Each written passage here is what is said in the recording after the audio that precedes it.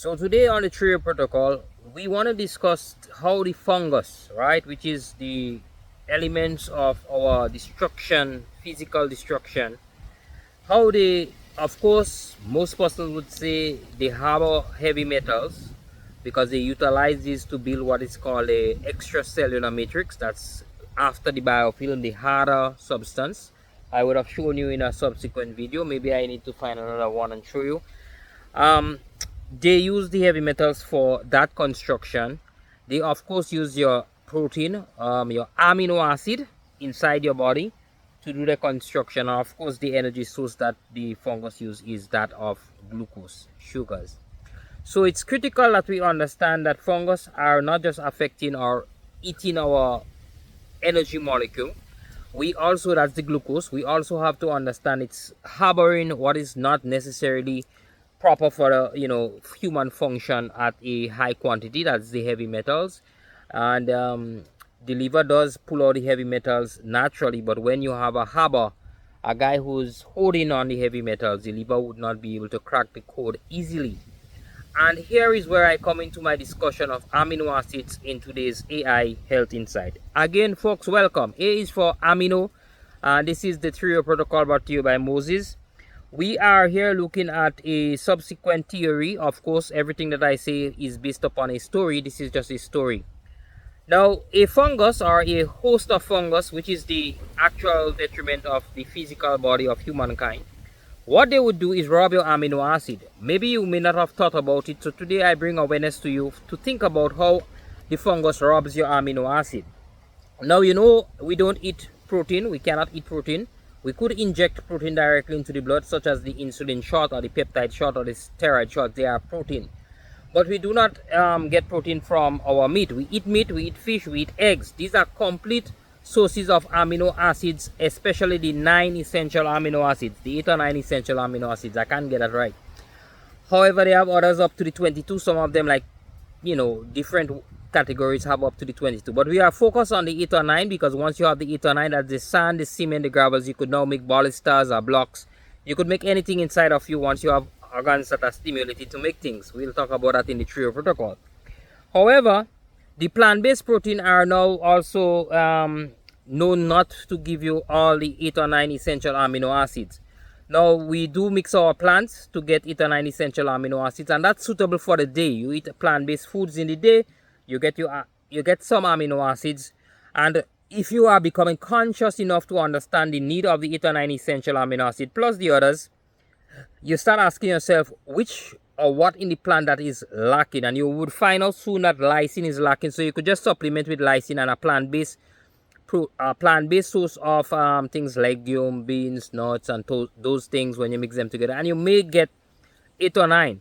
The challenge here is you still would be at a risk because you would be limiting the amount. So rice and lentil has the 8 or 9 essential amino acids.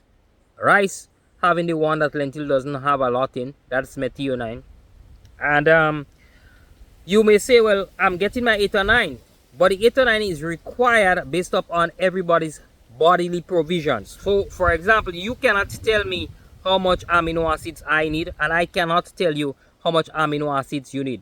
Same story goes for glucose consumption. In the day, we utilize glucose, and we try to remain within the Moses protocol to say we utilize glucose, and we try to get vitamin C, the antioxidant that would help tame down some of the free radicals and reactive oxygen species that would be carried out in the electronic transportation chain that's inside the mitochondria. Just know that vitamin C would capture the black smoke that is being created when we are burning the glucose. Burning is not the right word, but let's use it. So we know that we need vitamin C when we are taking in glucose. Of course, that story is a story that was told because of Discovery story. Now, we then proceed to say if we are eating bread in the day and that's what we have, then we try to get some vitamin C, whether it's supplemental from the little effervescent vitamin C or we get it from fruits. We get vitamin C when we are eating in the day because we need to put vitamin C once we are consciously consuming glucose. However, we need to become consciously aware that when we consume glucose, it is a daylight thing that most of us should be consuming glucose for. Specifically, we should start thinking that we consume for specific functions. So consumption of glucose is for the function of the muscle. So if you are active, then you would of course titrate up on your amount of glucose. If you are inactive, you titrate down. You bring down the amount of glucose. When you start thinking like that, you start understanding why the trio protocol was designed by Moses. He's saying, in the day, eat your breads. In the day, eat your sources of glucose. Make sure you get vitamin C. Eat your sources of glucose. Because you should have been active in the day. Now our lifestyle has changed, so in the day we are not so active. So we have to become more consciously aware that in our present time and situation, we may say, well, let's just consume glucose because it's daylight. Yes, the sun would activate mitochondria and we could do a lot of things to help move mitochondria. But the best thing to do is use the mitochondria in the large muscles in your legs. The walking, the running, the activities of life keeps us sane. So we use our sources of energy in the day specifically. When we come to the evening, we start thinking now, okay, the daytime, glucose, the kidney, so that's hydration, glucose, kidney, hydration, plants. We are fine. We come to the evening and we start thinking, we are going into the rest cycle. Who's taking over? The liver. The function of the liver for detoxification. The function of the ribosome becomes heightened now, so they need more amino acids. And you focus on saying, I need sources of amino acids. The word sources here is what is important. Meat is a source, egg is a source of all the amino acids.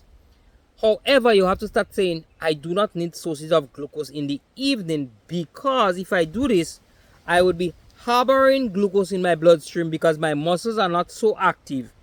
And then my liver has to stop its focus on detoxification, the focus on creating the healing proteins, just to deal with clearing out glucose from the blood and pushing in glucose for storage. And the liver has to wait on a thing called insulin before insulin makes it wrong. So in this story, we put together 2 and 2 and we make 4.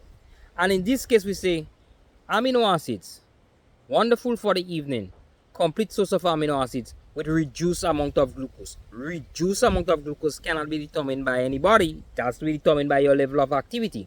Some evenings, you may go out and have dinner and you say, I'll take the glucose, let's say from a piece of bread or some rice with your steak and fish. And you have a, right. But you know, you're going to make a good little walk that evening. You're going to make a good little walk.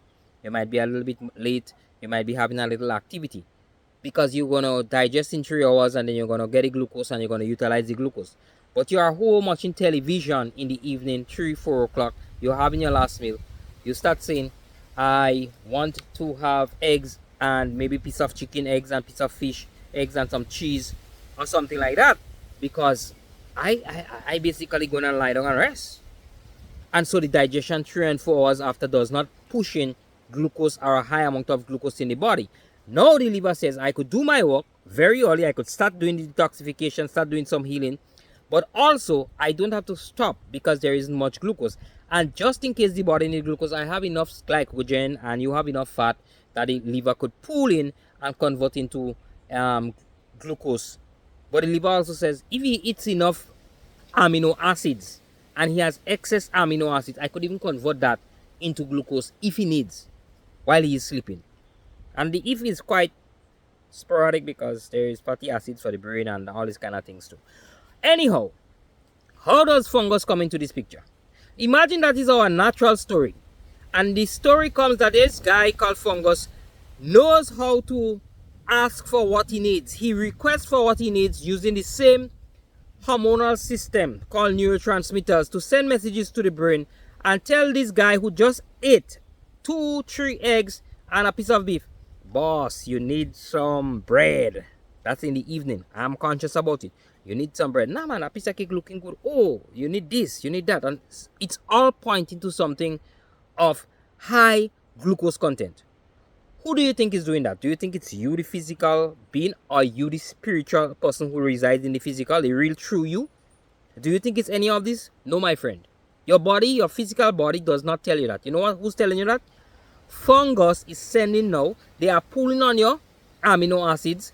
They have already learned how the ribosome works. So they already copied the code from the ribosomes. Because the ribosomes, actually, when it's working, it doesn't know anything. So the ribosome, between the ribosome and the nucleus is sending that code to the ribosomes. It's through the mRNA signal. So that piece of wire doesn't exist, but it exists. And so the fungus looks at the code. So they are doing wiretapping. They are doing what is called interception of the messages. They do that over a long period of time, and they train their algorithm. So now they know what neurotransmitters to send.